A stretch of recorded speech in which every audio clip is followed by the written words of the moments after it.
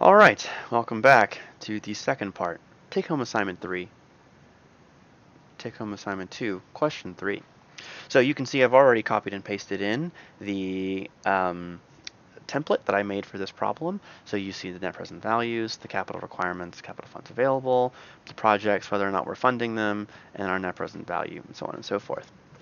So as per usual, we can just put in something that will get us started, even though I know this won't be feasible. There's no way we can afford them all. But we'll just put something in for the sake of the argument.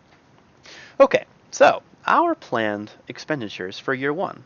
Well, just as before, we need to multiply year 1 capital requirements times the binary variables of whether or not we're funding the project. As was the case with problem 1, we need to absolute cell reference our decision variables so that they don't move. Now, you can type things in like I did on question 1, or you can use the F4 key, which I'm pushing now. And that gives you your dollar signs. And so that allows us to fill things over nicely. And so I can go ahead and double click on that and just make sure that everything worked out. Yes, looks good. Now I'm going to go ahead and slap some currency formatting on here, although it does inconveniently resize things for us, so I'll put that back. All right, so I'm going to go ahead and paint this format down here. I double-clicked, but it did the job. Okay, capital available. Well, same thing as question 1, very similar layout to our problem. All we need to do is reference the capital requirements, capital funds available up from our data with a relative reference, and then we can use the fill handle to bring it across. Now, unlike the previous problem where we want it to be greater than or equal to, here our expenditures must be less than or equal to our capital funds available. So we record that with the right side being the larger end. So normally you're reading left to right, and so the shark eats the bigger fish, or the crocodile eats the bigger prey, or whatever. So it's left to right. In the case of top down, then the top is the left and the bottom is the right, so if that helps you. Okay, so last but not least, we have our net present value. So this is very similar to problem 1.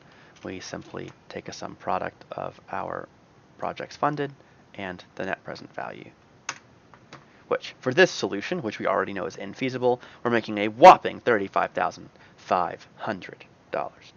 But unfortunately, like I said, it's not feasible. So we need to find another solution that is feasible, but still makes us as much money as possible. So let's hop on up to our solver parameters and solver parameters dialog box, and let's edit this. So what is our objective? Well, anytime you're following one of my spreadsheets, the objective is the one in the double black border. But intuitively, we should know that in this case, our net present value, we're trying to maximize net present value. So I will select B26 as my objective cell. Now, last time I had to change it to minimum, but this time it's a maximization problem, so I can leave it at the default. Changing variable cells, like usual, are in red. Here is our decision variables. And we have, once again, 2 constraints. We have that our expenditures must be less than or equal to our capital available, and our decision variables, not integer this time, but must be binary. So B14 to B19 must be binary, B22 to D22 must be less than or equal to B24 to D24. Now once again, we're getting stuck on GRG nonlinear. We want simplex. So let's review. We have B26 maximized, B14, B19, B14, B19 binary, B22, D22 less than or equal to B24, D24, and set solving method to simplex LP. So if all goes according to plan, we should have a feasible solution. Looks good, with a larger net present value. Of course, not as large as we started with, but, and I can tell you that is, in fact, the optimal solution. So that'll be all for question 3a. We'll pick up for question 3b in just a moment.